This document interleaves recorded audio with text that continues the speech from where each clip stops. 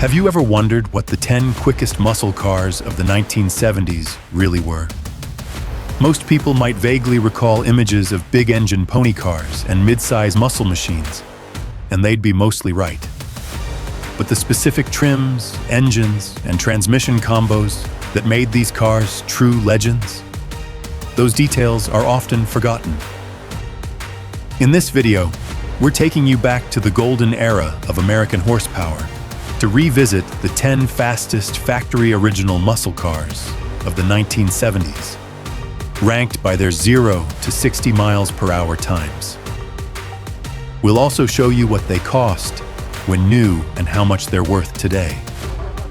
So buckle up as we cruise down memory lane and celebrate the raw power and style of these classic muscle warriors.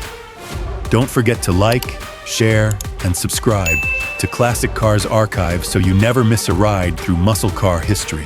First on our list is a muscle car that perfectly blended brute power with upscale style. The 1970 Buick GS 455 Stage 1.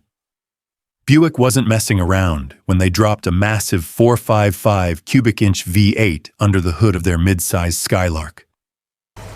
This beast cranked out 360 horsepower and a jaw-dropping 510 pound-feet of torque, making it one of the most powerful street machines of its time. And if the standard GS wasn't quite bold enough, Buick had an answer: the eye-catching GSX package. Designed to rival street kings like the GTO Judge and Chevrolet SS, the GSX added bold stripes and a sportier look, without sacrificing performance. With a 0 to 60 mile per hour time of just 5.5 seconds and a quarter-mile sprint in 13.38 seconds, this classy bruiser held its own against the loudest names of the era.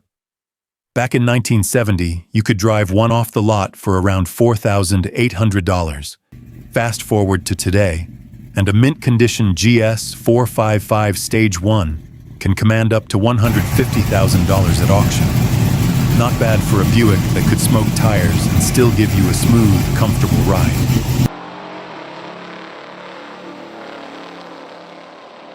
Next up on our list is the fierce Dodge Challenger RT, Chrysler's bold response to the Mustang that stormed into the pony car arena. This car wasn't just about looking tough. It embodied the spirit of American muscle with its aggressive styling and performance prowess. The Challenger RT came with a variety of potent V8 options, including 383, 426, and 440 cubic-inch engines, giving buyers the freedom to choose their level of raw power. But if you really wanted to make a statement, nothing beat the 426 Hemi paired with a 4-speed manual transmission. This killer combo catapulted the Challenger RT from 0 to 60 miles per hour in a mere 5.4 seconds, proving that it was built not only for show, but also for blistering performance on the streets. Back in 1970, this high-performance machine would set you back approximately $4,500, a price tag that, at the time, reflected its groundbreaking technology and design. Fast forward to today, and if you've maintained one in pristine condition, its value has soared to around $350,000, making it not just a thrilling ride, but also a prized investment. Coming in strong is the 1971 Pontiac Firebird Trans Am, a bold statement from Pontiac that bigger really was better. For this model year, they packed the already aggressive Trans Am with a monstrous 455 cubic-inch V8, available in both the Formula and Trans Am trims. But Pontiac didn't stop at displacement. They sprinkled in some of their high-performance magic from the previous year's GTO, including Ram air components, to create the mighty LS5 engine. This power plant delivered 335 horsepower, and when paired with a 4-speed manual transmission, it meant serious business. The result? A 0 to 60 mile per hour launch in just 5.4 seconds, and a quarter-mile pass in 13.8 seconds. numbers that easily put this big block bruiser in elite company. In 1971, this performance beast would have cost you around $4,700, a fair price for the kind of thrills it delivered. Today, finding an all-original 455 HO in showroom condition could run you up to $80,000. Not only does it carry the legacy of Pontiac's performance era, but it remains a head-turner and a worthy icon in any muscle car collection. You can't talk about muscle cars without mentioning this heavyweight. The 1970 Chevrolet Chevelle SS 454 LS6. This mid-size monster didn't just look the part, it was the part. For 1970, Chevy dropped in the monstrous 454 cubic inch LS6 big block, factory rated at a pavement-ripping 450 horsepower. It was the most powerful engine Chevrolet ever put in a production car at the time, and it made the Chevelle an instant street legend. The styling was pure muscle, wide stance, cowl induction hood, racing stripes, and enough attitude to make other cars think twice at a stoplight. Mated to a 4-speed manual transmission, this beast could rocket from 0 to 60 miles per hour in just 5.4 seconds and tear through the quarter mile in a blistering 13.12 seconds. In 1970, this high-octane thrill ride would have set you back around $4,500.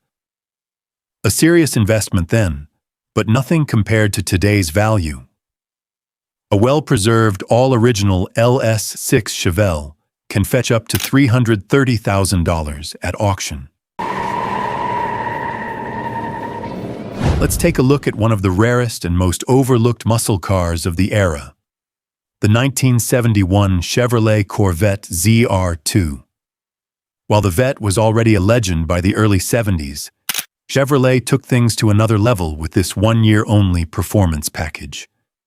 At its heart, the fearsome LS6 454 cubic inch big block, topped with aluminum heads and conservatively rated at 425 horsepower, a number most agree was wildly understated.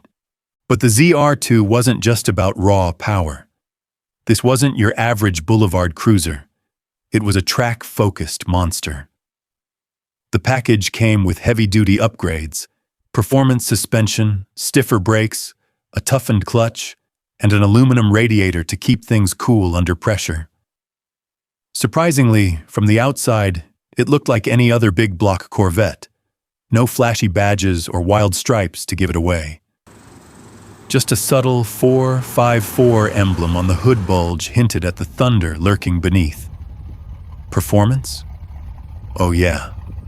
The ZR2 could blast from 0 to 60 miles per hour in 5.3 seconds and rip through the quarter mile in 13.8 seconds. Serious speed for a car that handled just as well as it hauled. In 1971, this high-performance Corvette came with a high-performance price tag, around $7,600, roughly the cost of 2 Chevys at the time. Today, one of these ultra-rare ZR2 convertibles can sell for up to $365,000 at auction.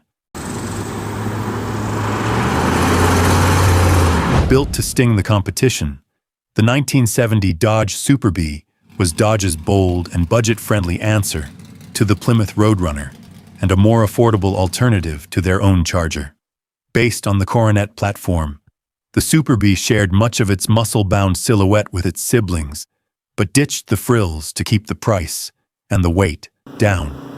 What it lacked in luxury, it made up for in raw power. Buyers could choose from the same ferocious engines offered across Chrysler's performance lineup, including the 383, the 440, and the king of them all, the legendary 426 cubic inch Hemi.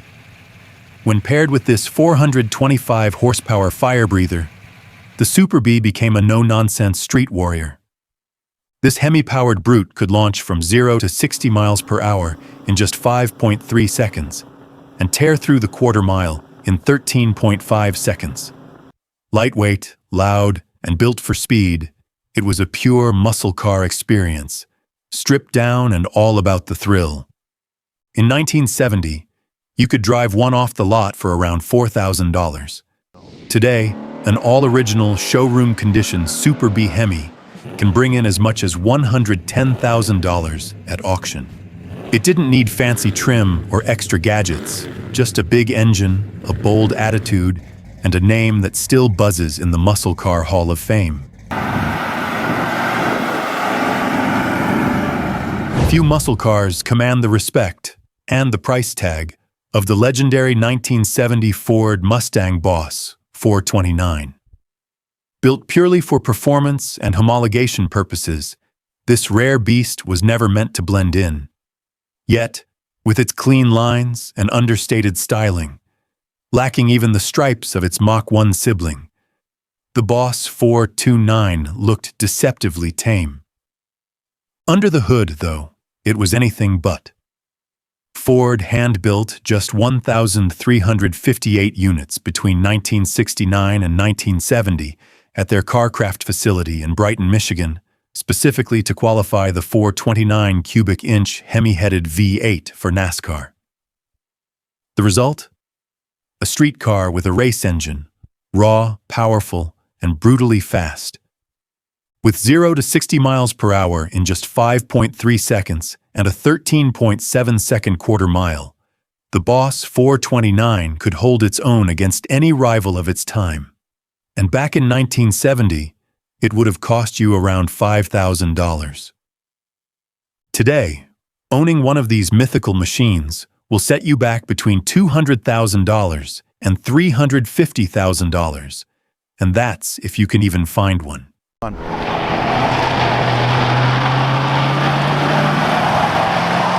A true icon of the streets, the 1970 Pontiac GTO came back swinging with fresh styling and even more bite. That year, the GTO got a visual update, featuring a new polyurethane Endura front fascia, giving it a sleek, aggressive look that separated it from its Pontiac Tempest beginnings. But it wasn't just a pretty face. Under the hood, Pontiac offered the legendary 400 cubic inch Ram Air engine lineup, and if you were chasing peak performance, the Ram Air 4 was the one to have. It cranked out a muscular 370 horsepower, turning this GOAT into a serious street predator. With the Ram Air Y4 and a well-sorted setup, the GTO could rocket from 0 to 60 miles per hour in just 5.1 seconds and tear down the quarter mile in 13.6 seconds, more than enough to embarrass rivals at the stoplight. In 1970, owning this Pontiac powerhouse would have cost you around $4,600.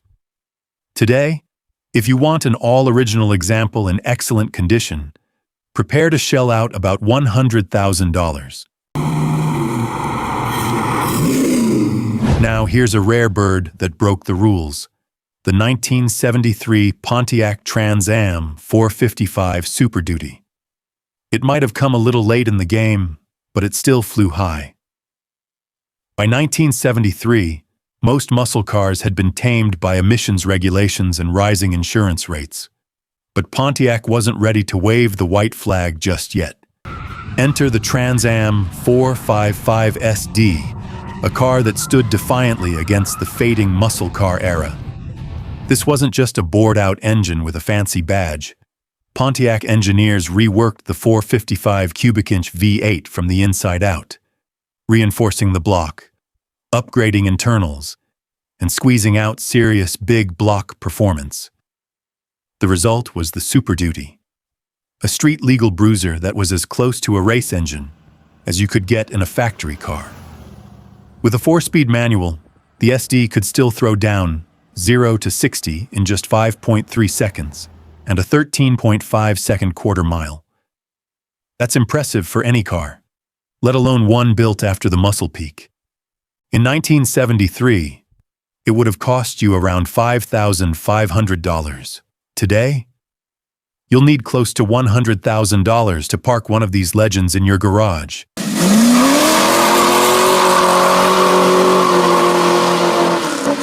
The final car on our list is also the quickest of the 1970s muscle era, and it might just surprise you. It's not a pony car, it didn't pack a Hemi, and it wasn't even all that popular back in the day. But it shared its DNA with the Chevrolet Chevelle and delivered performance that left others in the dust. Meet the 1970 Camino SS LS6, a wild blend of muscle car and utility truck. Under the hood sat the monstrous 454 cubic inch LS6 V8, pumping out a brutal 450 horsepower.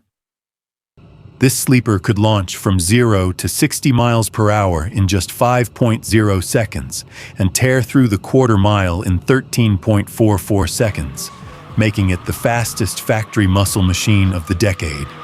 Despite its performance chops, it flew under the radar. In 1970, you could walk into a Chevy dealership and buy one for just $4,800. Today, tracking down an all-original example is like finding a unicorn, and it'll cost you around $115,000 if you're lucky enough to spot one. Quick, quirky, and built to haul, literally, the Camino SS LS6 proved you don't have to be a traditional muscle car to dominate the drag strip.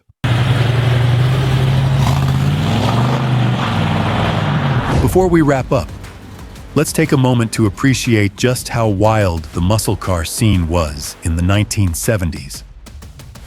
From bold styling to jaw-dropping horsepower, these 10 quickest muscle cars weren't just fast. They were unforgettable icons of American automotive history. Whether you love the brute force of the LS6 Chevelle, the sleeper vibes of the El Camino, or the rare power of the Trans Am 455 SD, there's something here for every gearhead. Which one is your favorite? Have you ever driven, owned, or seen one of these legends in person? Drop a comment below. We'd love to hear your stories. Don't forget to like, share, and subscribe to the Classic Cars Archive for more classic car content. Thanks for watching.